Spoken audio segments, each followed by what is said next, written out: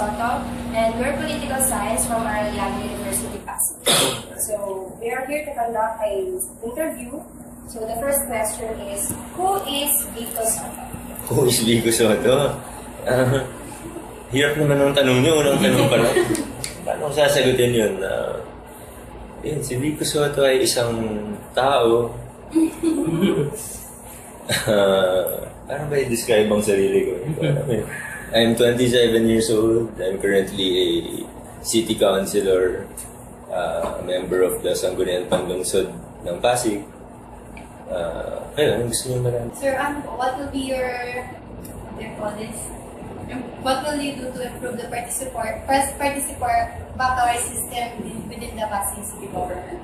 Well, I ran on a platform of improving the level and quality of people's participation in government. So,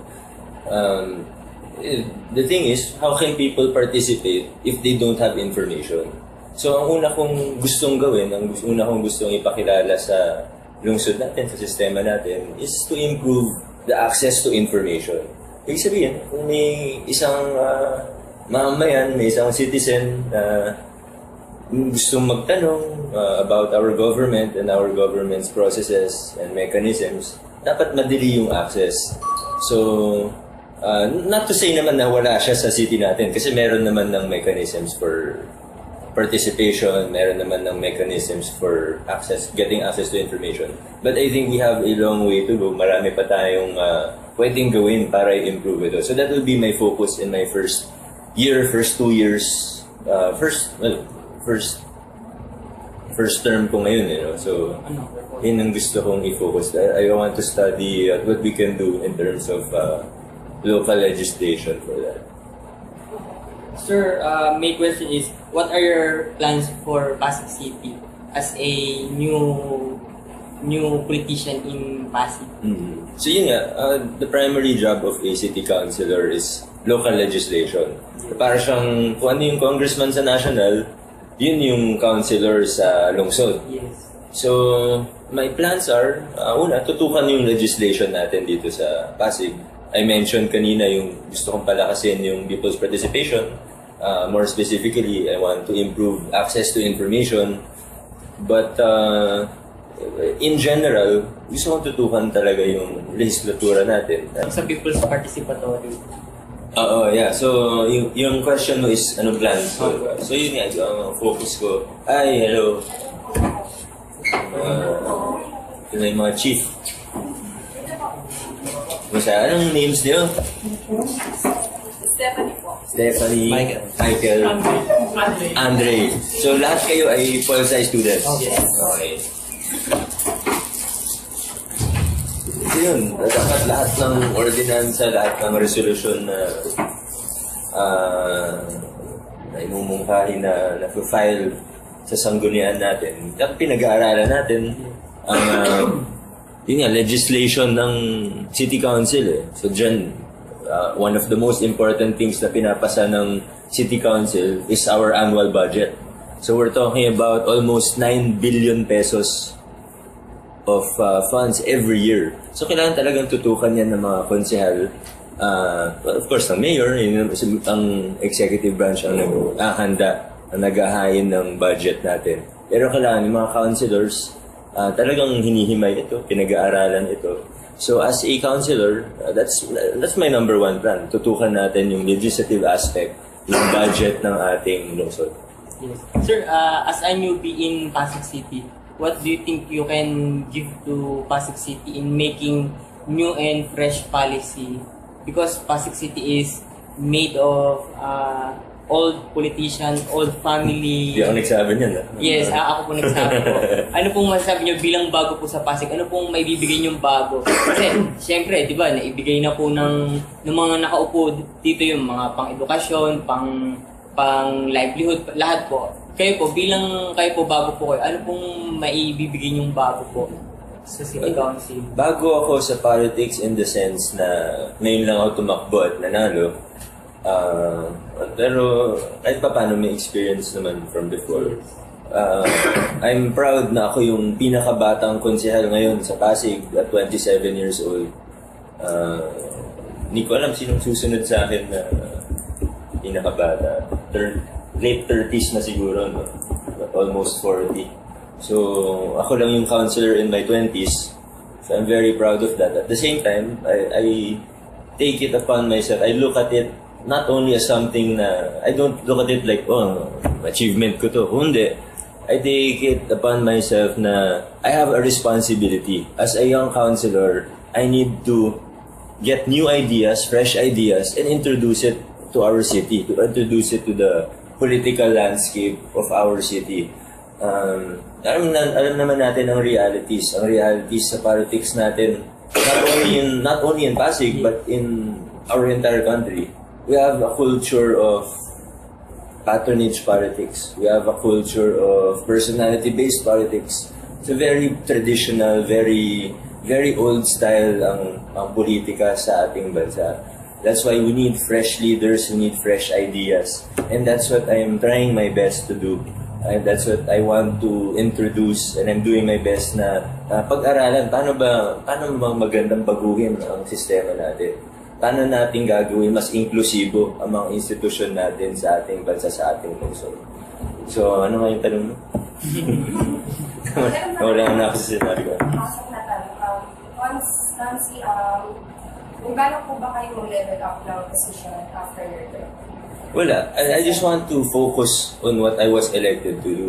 I wasn't elected to think of 2019. I was elected to think of 2016 to 2019. Kumbaga yung 3 years, dun ako, iniluklok ako ng taong bayan para isipin yung susunod na 3 taon. Do you think National Anti-Poverty Commission programs to alleviate poverty are really helping Filipinos? What are plans to eradicate poverty? Yeah. Yung tanong mo about NAPSI.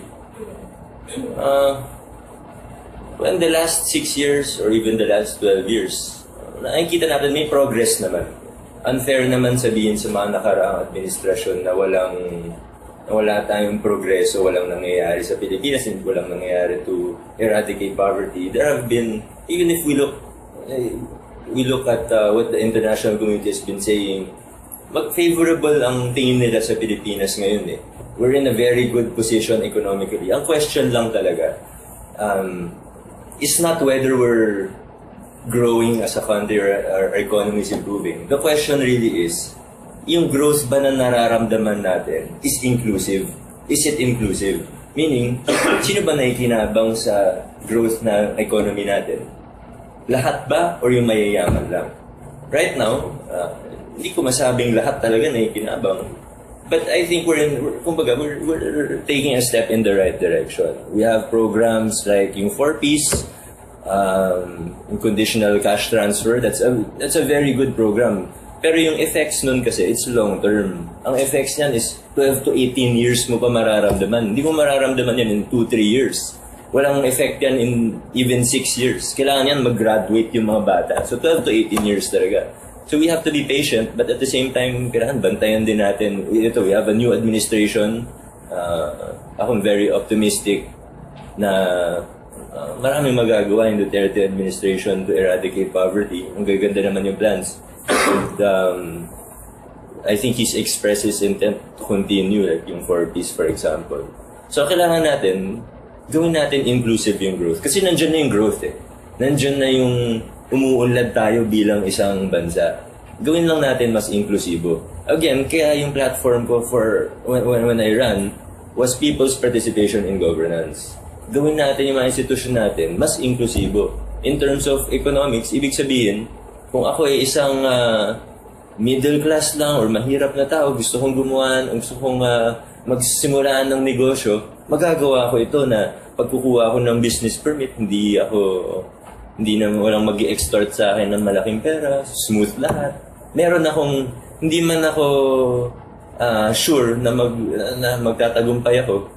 Kumbaga, walang obstacle. Kumbaga, meron akong malinaw na oportunidad. So, yun na kailangan natin focus. That's why I'm focusing on people's participation in governance in order to make things more inclusive.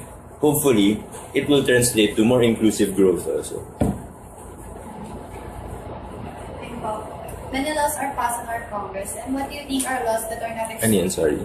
Many laws are passed on the Congress. What do you think are some laws that are not executed very well in authorities? Ano yung second part ng question? What do you think our laws are not executed well by authorities? Laws that are not executed well. Ang hirap ng mga tanong nyo. Ano ba? Well, hindi. Actually, ilan laws na pa sa last year? 7 lang yata, di ba? 7 lang ng batas na napasa last year. So, hindi siya ganun karami. But, marami pang pagkukulang. Like yung Freedom of Information Bill. Bill pa rin siya hanggang ngayon. Tagal na natin inaantay. I think yan ang one of the disappointments sa Aquino administration. Pero maraming magandang nagawa si Noynoy, pero yung one of the things na sayang hindi napasa yung Freedom of Information Bill. Hopefully, pasa na. In terms of execution, marami. I don't know paano ko ba masisingle out. Yung ang problema natin is hindi inclusive ang institutions natin. Pag mahirap ka, siguro. Iwanan. Pero pag mayaman ka, kahit ano pwede mong gawin. Parang ganun yung nangyayari. So, I think in terms of execution, lahat ng sasabihin ko, babalik at babalik ako sa kailangan gawin natin mas inklusibo ang mga institution natin sa Pilipinas. It includes economic institutions and political institutions. Dapat everyone has an opportunity. Laws are equally implemented for everyone's sake. Are you in favor of Result after 6 years? 6 years? After Siguro in 6 years, ang masasabi ko ay 33 anyos na ako. Plus, It's hard to tell. May kasabihan, many are the plans in a man's heart, but only the Lord's purpose will prevail.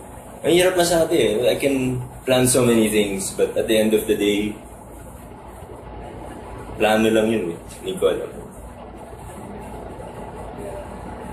So nakafocus lang po muna tayo sa Pasig. So nakafocus muna tayo, unang-una sa Pasig, pangalawa, 3 years lang ang tinitingnan natin. Yung current term ko, yun lang yung focus ko for now. And lastly po, what are your advice to political science students or forthcoming political science students to expand their knowledge to contribute to the development of the country? Ang unang advice ko sa mga political science students is pag-isipan niyo mabuti kung gusto niyo ba talaga mag-law. Meron ba sa inyo gusto mag-law? Meron. Pag-isipan niyo mabuti. Usually kasi naririnig ko, I was political science major din ako. Nag-graduate ako from Ateneo de Manila, 2011. So, sinubukan ko rin mag-law, pero the thing is, it's not for everyone. But I would encourage everyone, not just political science students, but all students, na habang mag-aaral pa lang kayo, habang hindi pa kayo nagtatrabaho, wala pa kayong pamilyang sinusuportahan, mukha naman hindi pa kayo pamilyado, no? But, while it's early as now, as early as you can, try to get involved in whatever capacity that you can. Kung ano man kaya niyong i-contribute, una, the betterment of yourself, the betterment of your family, for the improvement of your community, and for the nation as a whole. Ang dami natin pwedeng iambag eh. Lahat tayo may kakayahan. Unang-una ay social media. Kung wala kang kakayahan na mag-organize ng isang napakalaking proyekto, meron kang kakayahan na mag-post sa private account mo. Walang bayad yun, libre lang yun.